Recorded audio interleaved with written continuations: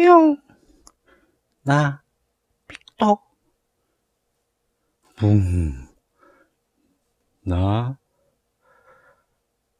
그램.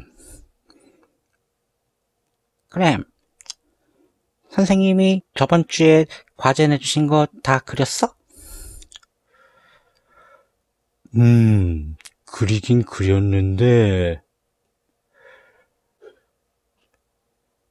좀 이상하게 됐어. 나는 쉽게 만들었는데 뭐가 어려웠니? 검은색을 너무 진하게 썼나 봐.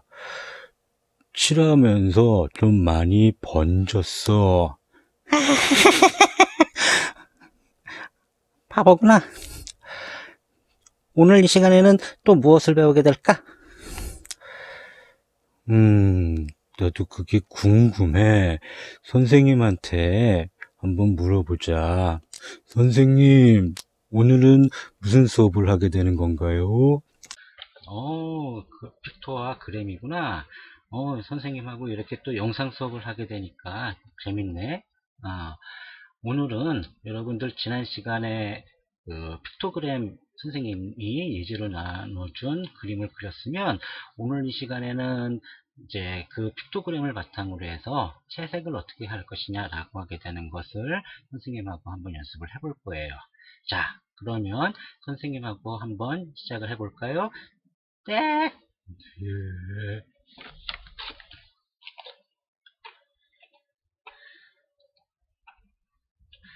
자, 화면에서 지금 장면 보이니? 예, 잘 보여요. 자, 픽토그램 활용을 위한 색채 활용이에요.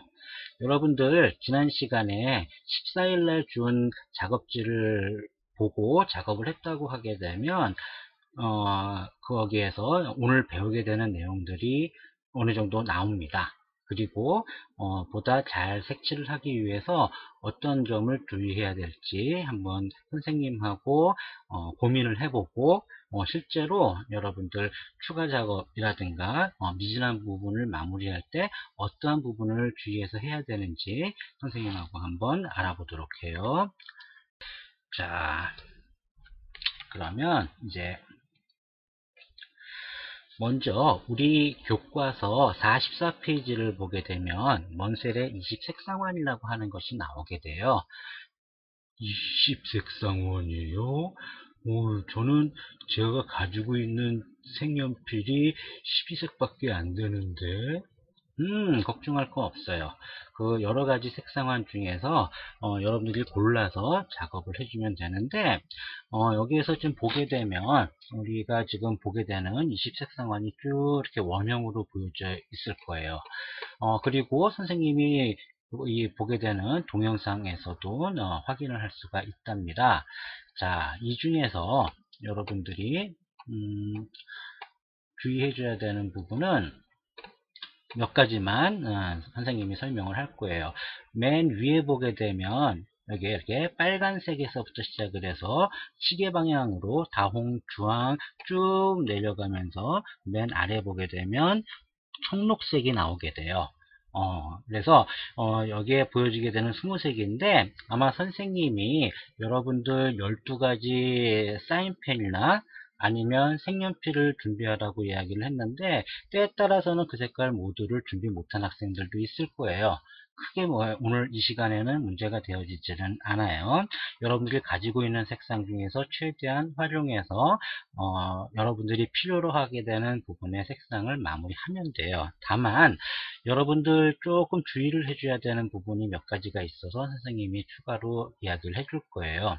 여기 맨 위에 빨간색이 보이는데 빨간색에서 한 3, 4단계 부분까지 들어가는 색상군을 우리가 유사 색상이라고 해요. 선생님 지금 화면에는 유사 대비라는 용어까지 좀 나와주고 있는데 대비는 조금 있다가 선생님한테 추가로 배울 거예요. 그렇지만 여러분들 여기에 보이게 되는 유사 색상 우리 교과서에도 나와 있어요. 그리고 주의를 해줘야 되는 것이 하나가 있는데 이 색상 맨 아래 여기 화면에서는 아래지만 우리가 일반적으로 얘기할 때는 반대색이라는 표현을 해요. 그래서 이 반대가 되어지는 부분에 청록이 나오는데 이것을 우리가 보색이라고 표현을 한다라고 하게 되는 거 좀 명심해 주었으면 좋겠어요.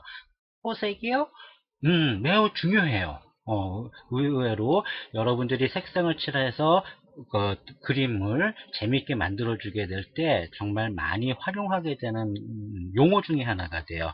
그래서 오늘 이 시간에도 여러분들 초등학교 때 배웠을 수도 있지만 몇 가지 용어들이 나오게 돼요. 그래서 그 용어들을 한번 익히고 나가는 과정을 우리가 진행을 할 거예요. 그래서 아까 얘기했듯이 한 세네 단계까지를 유사계열이라고 했듯이 요 녹색 아래에서도 한 서너 단계까지를 우리가 유사계열 색상이라는 표현을 쓰게 된다고 하게 되는 거 좀 신경을 써주기를 바래요. 자, 그러면 다음으로 자, 우리 교과서 45페이지에 보게 되면 명시성과 주목성이라고 하게 되는 용어가 나오게 돼요. 매우 중요한 용어들이 되는데 선생님이 14일 날 제공해 주었던 작업지에서 예제로 그려져 있는 것들을 여러분들이 표현을 했다고 하게 되면 사실 명시성이라든가 주목성을 표현을 한 거예요. 그런데 여러분들 여기 이제 명시성이라고 하게 되는 것은 멀리서도 명확히 보이는 색의 성질을 의미해요. 이게 지금 이렇게 말로만 하게 되면 이해가 좀 안 될 수도 있는데, 자, 여러분들 지난 시간에 요 이미지 보았을 거예요. 바로 비상계단이나 비상구로 나가게 되는 그림이 되어지게 되는데, 멀리 있는 곳에서도 흰색과 녹색, 여러분들 최미라 선생님이 그 녹색의 의미는 뭐라고 얘기했었죠? 안전의 의미를 사람들이 느낄 수 있게끔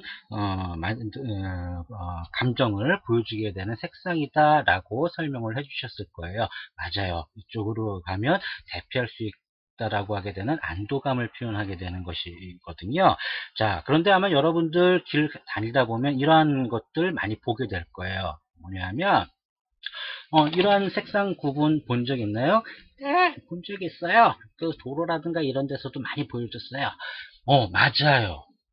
특히 우리가 이제 횡단보도를 건넌다든가 아니면은 어느 지역을 가면 안 된다라는 표현을 해주게 됐을 때 이렇게 검은색과 노란색이 교차되어서 표현되어지는 것들을 나타내서 사람들이 눈에 잘 띄게끔 만들어주는 것인데 이렇게 눈에 잘 띄게끔 만들어주는 것을 우리가 명시성이라고 그래요. 자, 그 다음이 여러분들 주목성이 나오는데 주목성은 색의 자극이 강해서 눈에 띄는 성질을 나타낸다라고 교과서에는 설명이 나와 있어요. 자, 그런데 우리 교과서 그림에서는 이 노란색 테두리 안에 여러분들 학생들이 있음으로 해서 여기에 주변에서 오는 차라든가 이런 것들이 눈에 잘 띄게끔 해주는 건데 일반적으로 주목성이라고 얘기를 하게 되면 여기 보이는 것처럼 이게 뭘까요? 소화전이에요. 맞아요. 길에서 뭐 화재가 나거나 했을 때, 불을 끄기 위해서 이 안에 물이라든가 이런 것들이 보관되어 있다가 신속하게 쓸 수 있게끔 만들어주는 것이듯이, 여러분들 혹시 그 지게차라든가 포크레인 색깔 한번 본 적 있나요? 네, 본 적 있어요. 오렌지색이었던 것 같아요. 맞아요. 여러분들 지난 시간에 최미라 선생님의 설명을 잘 들었던 학생이라고 하게 되면 오렌지 색상은 이제 위험이라고 하게 되는 것을 나타낸다고 했듯이 이러한 것처럼 주목성이라고 하게 되는 것은 색이 강하게 나타남으로 해서 눈에 띄게끔 해주는 것을 이야기해요. 그래서 여러분들 픽토그램을 표현하게 될 때에도 일단 명시성과 주목성이라고 하게 되는 것이 잘 나타나도록 표현을 해주는 것이 중요한 요소가 되어져요. 자, 그리고 여기에서 이제 색의 대비라고 하게 되는 것을 한 세 가지 정도 선생님하고 수업을 좀 들을 거예요. 색의 대비요? 맞아요. 자, 첫 번째가 명도 대비예요. 명도 대비라고 하게 되는 것은 배경색의 명도에 따라 같은 색의 명도가 다르게 보이는 현상을 나타내요. 예를 한번 들어본다고 하게 되면 여기에 보이게 되는 것처럼 검은색 바탕에 회색, 흰색 바탕에 회색을 표현해 줬는데 원래 여기 있는 회색은 같은 색깔이에요. 그런데 어느 색깔이 더 밝게 보이게 되나요? 검은색 바탕에 보이는 회색이 좀 더 밝아 보이는 것 같아요. 예, 맞아요. 이러한 것처럼 그 강약 조절에 의해서 검은색 바탕에서 아니면 밝은 바탕에서 조금 다르게 느껴지게 되는 효과, 이러한 것들을 우리가 뭐 픽토그램이라든가 이런 데서도 실제로 적용을 해볼 수가 있는 부분이 되어진답니다.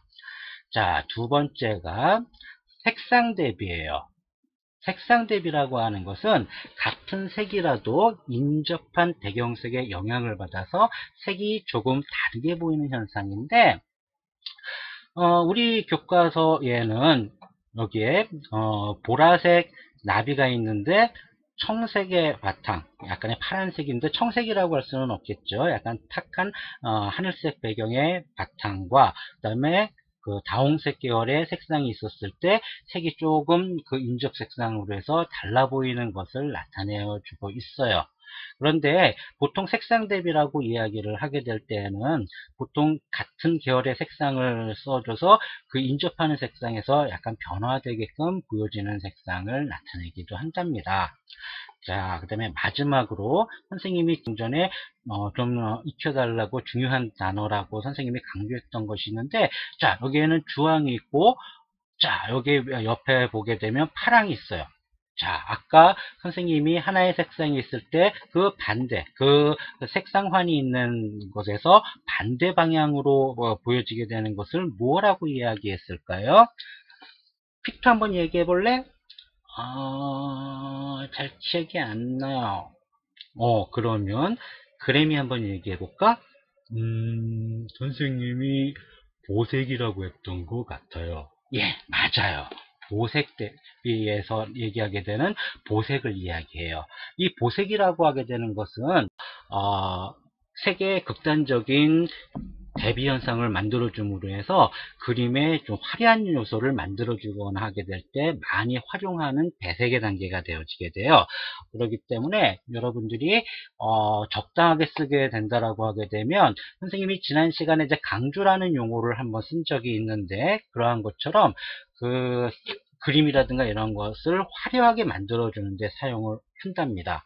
다만 여러분들 이 보색 대비를 너무 과도하게 사용하게 되면 좀 어지럽고 이러한 좀 안 좋은 방향으로도 색상이 만들어질 수 있기 때문에 이러한 부분은 좀 주의를 해줘야 될 필요가 좀 있어요. 픽토와 그램은 지난 시간에 선생님 과제로 했던 과제들 다 마무리 되었나요? 네. 예, 뭐 어때요? 오늘 선생님이 설명한 색상이 여러분들이 작업을 하게 됐을 때 적용되었던 부분 많이 있었다라고 하는 건 느껴지나요? 예, 저는 조금 수정해야 될 것 같아요, 선생님.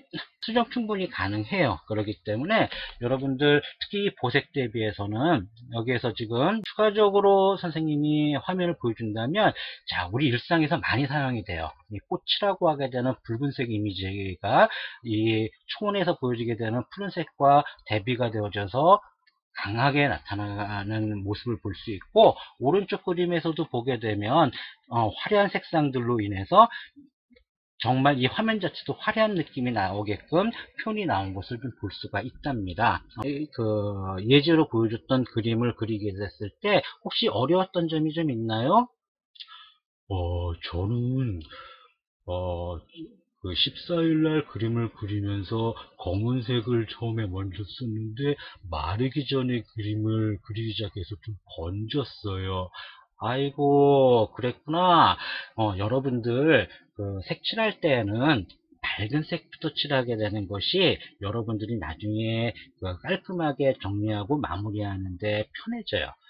때에 따라서는 검은색부터 칠하는 그런 회화 장르도 있기는 하지만, 일반적으로는 밝은 색부터 칠해야 나중에 여러분들이 정리하거나 할 때 어려움을 겪지 않는다라고 하게 되는 거 명심해 주세요. 이번 수업은 여기에서 이제 마무리를 하게 되었는데, 활동지에 보게 되면 오늘 이 시간에는 여러분들 색상 대비, 태도 대비, 그 다음에 보색 대비, 그 다음에 명시성과 주목성, 중에서 여러분들 선생님이 하고 공부했었던 내용들을 바탕으로 해서 연습하는 단계를 좀 넣어놨어요. 그런데 여러분들 온라인으로 수업을 하다 보니까 오프라인으로 수업을 하게 되면 학교에서 뭐 색연필이라든가 그 다음에 기타 도구들을 제공해 주겠지만 선생님 활동지에 보게 되면 둥그런 원 안에 선생님이 간단한 신발 그림을 그려 놓았어요. 만약에 프린트가 없는 학생들은 선생님이 그 활동하게 되는 실습 동영상을 보게 되면 거기에 선생님이 원을 그리는 방법도 손으로 그리는 방법, 그 다음에 만약에 가정에 컵이 있다고 하게 되면 그 컵 정도 사이즈로 해서 원을 만들어 놓았어요. 그래서 그것을 대고 그려도 좋고, 그래서 선생님이 뭐 종이컵을 대고 원을 그리고 난 다음에 그 안에 신발을 그리고 명시성, 그 다음에 주목성, 그리고 여러분들 색상 대비, 뭐 보색 대비 효과가 나오게 되는 것을 직접 칠하면서 여러분들 연습을 해보는 그 시간을 가지려고 해요. 그렇기 때문에 여러분들 그것을 보고 열심히 연습을 좀 해주기 바랍니다. 자, 지금까지 여러분들 열심히 잘 해주었어요. 자, 이제는 선생님이 그 활동지나 아니면 이 학습터 게시판에 보게 되면 여러분들 네이버 폼으로 선생님이 퀴즈 문제와 그 다음에 그 학번과 이름을 적어서 제출할 수 있도록 지금 링크를 걸어 놓았어요. 출결 관리를 해 왔었기 때문에 이제 어떻게 하는지 잘 알 거예요. 그렇기 때문에 오늘 수업한 내용 중에서 퀴즈 내용과 그리고 학번 이름 정확하게 적어서 정확하게 제출하기를 꼭 눌러주세요.